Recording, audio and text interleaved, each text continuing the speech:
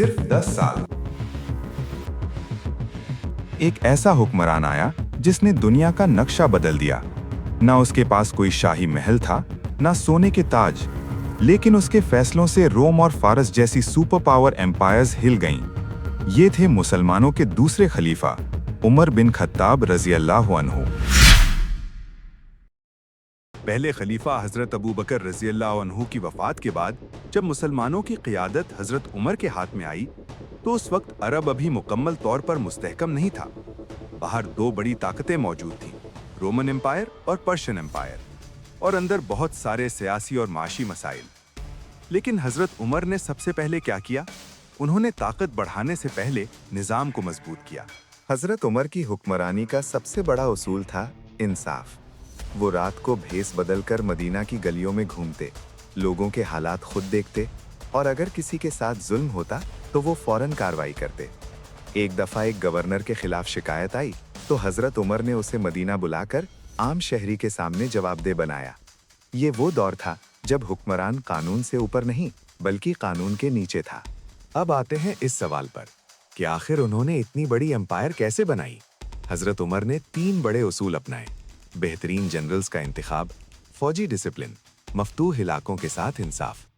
इसी हिकमत अमली के तहत मुसलमानों ने फारस को शिकस्त दी, शाम, मिस्र और इराक जैसे अहम इलाके फतह किए, और कुछ ही सालों में इस्लामी रियासत दुनिया की सबसे बड़ी ताकत बन गई। लेकिन असल कमाल फतह नहीं, बल्कि फतह के बाद निज़ाम कायम करना था। हजरत उमर ने बैतुल माल कायम किया, अदालतों का निज़ाम बनाया, पुलिस और इंतज़ामी डिवीज़न मुतारिफ करवाए, इस्लामी कैलेंडर, हिजरी कैलेंडर शुरू किया। ये सब उस वक्त हुआ जब दुनिया के बाकी इलाकों में बाकायदा रियासती सिस्टम अभी इब्तिदाई मरहले में था। उनकी जिंदगी का सबसे हैरानकुन पहलू उनकी सादगी थी। दुनिया की सबसे बड़ी एम्पायर के खलीफा होने के बावजूद वो आम कपड़े पहनते, जमीन पर सोते, और अक्सर खुद अपने कंधों पर आटा उठाकर गरीबों के घर पहुंचाते। एक रात एक माँ को अपने बच्चों को खामोश कराने के लिए खाली हांडी में पानी उबालते देखा तो हजरत उमर ने खुद बैतुल माल से आटा उठाया और बच्चों के लिए खाना पकाया। उनके दौर में एक मिस्री शख्स ने शिकायत की कि गवर्नर के बेटे ने उसे मारा है। हजरत उमर ने गवर्नर और उसके बेटे दोनों को मदीना बुलाया और उसी मिस्री शख्स को कहा कि वो बदला ले। फिर कहा, तुमने लोगों को कब से गुलाम बना लिया जबकि उनकी माओं ने उन्हें आज़ाद पैदा किया था।